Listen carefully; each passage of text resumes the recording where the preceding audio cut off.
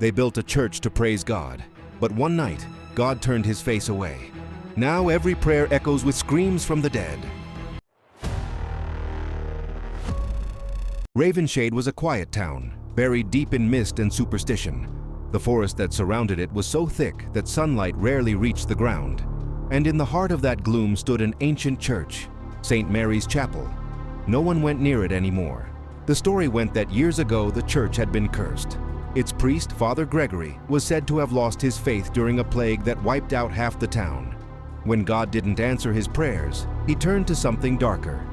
On a stormy night, the church bell rang endlessly, echoing through the hills until the tower collapsed. From that night, no one dared step inside again. But every night since, at exactly midnight, the bell rang once, a single deep toll that shook the air. No one touched the rope, no one climbed the tower. The bell just rang. When Father Daniel arrived, he dismissed the tales as old wives' gossip. He was young, confident, and full of faith. The town elders tried to warn him. "Father," said old Mrs. Clara, "don't open that church. It's not meant for the living anymore." Daniel smiled. If it once belonged to God, then it still does. Evil has no power in his house. He carried his small suitcase through the overgrown path. The wind hissed between the trees like whispered prayers. When the church appeared through the fog, his breath caught.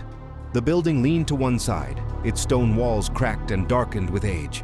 The wooden doors were marked with strange symbols, scratches that looked like claw marks. He pushed them open. A smell of mold and decay hit him. Dust swirled in the stale air. The pews were broken, the altar covered in cobwebs, and the crucifix hung sideways, one nail missing. He walked slowly down the aisle, his footsteps echoing. Then, clang, the church bell rang. Daniel froze. His eyes shot up toward the bell tower. He checked his watch. Midnight. "Impossible," he whispered. "There's no one here." The sound faded, leaving behind a heavy silence that pressed against his chest.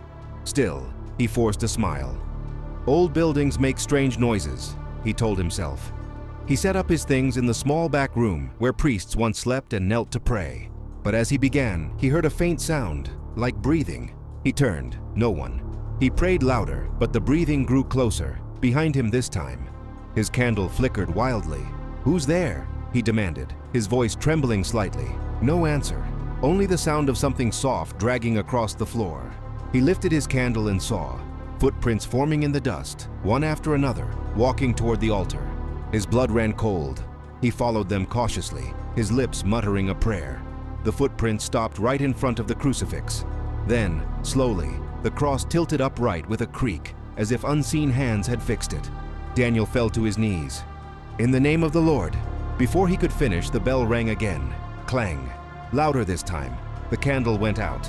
In total darkness, he heard whispering, soft, desperate voices all around him.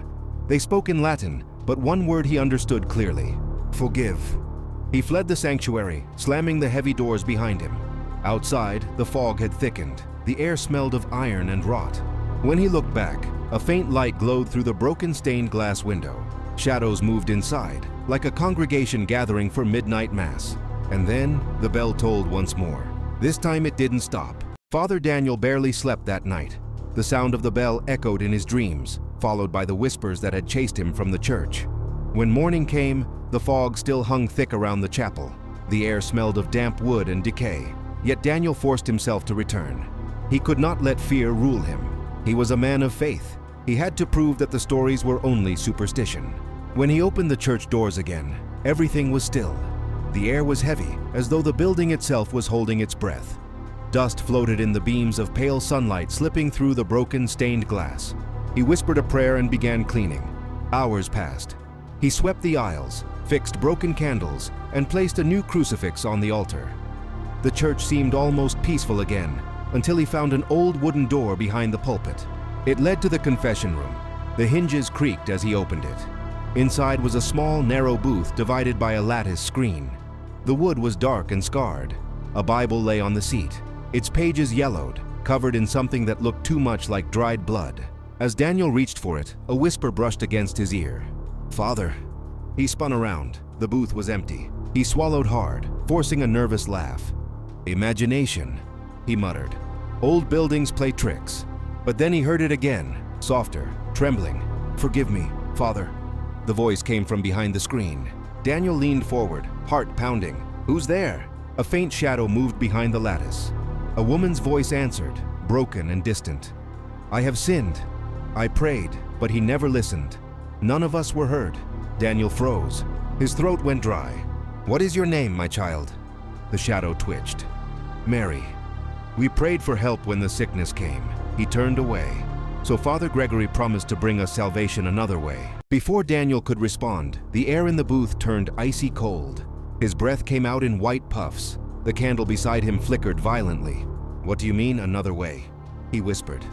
The woman's voice deepened, no longer trembling, angry now, layered with echoes. He promised us light, but he gave us fire. He burned us in his name. Daniel stumbled out of the booth, gasping. The church floor seemed to tremble beneath him. He looked back, and the lattice screen was gone. The booth had vanished, leaving only a blank wall. He backed away slowly until his foot hit something. It was a book, a small leather-bound journal. He picked it up. On the first page, written in shaky ink, were the words, Father Gregory, 1892, my last confessions. Daniel's hands trembled as he read the entries. They spoke of despair, of prayers unanswered during a plague, and of a priest who had begun seeking mercy from the ones below. The last line chilled him. If he will not come to us, we shall make him listen. Daniel slammed the book shut, his heart racing. The sound of the bell echoed faintly above, though it wasn't midnight yet. He ran outside for air. The townsfolk were gathered in the square, watching him with fearful eyes. Old Mrs. Clara stepped forward, clutching a rosary. You went back there, she said. You shouldn't have. I'm restoring God's house, Daniel replied firmly. There are lost souls in that place. They need salvation. The old woman shook her head. No, Father. They don't want salvation. They want vengeance. That night, Daniel returned again, driven by both fear and faith. The church seemed darker than before. He lit a few candles and whispered prayers as he placed the journal on the altar. Suddenly, all the candles blew out at once. From the darkness came the sound of footsteps, slow, deliberate, coming from the back pews. Daniel lifted his lantern, his hand shaking. Rows of shadowy figures sat in silence, their faces hidden. Their heads were bowed as if in prayer. Who are you? Daniel called out. The figures spoke in unison, voices hollow. We are the faithful who were forsaken. Then they all turned their heads toward him at once, eyes glowing faintly white.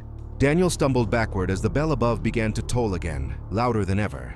Clang. The walls shook, the stained glass shattered, and through the ringing came a whisper so cold it pierced his soul. Even God turned his face away.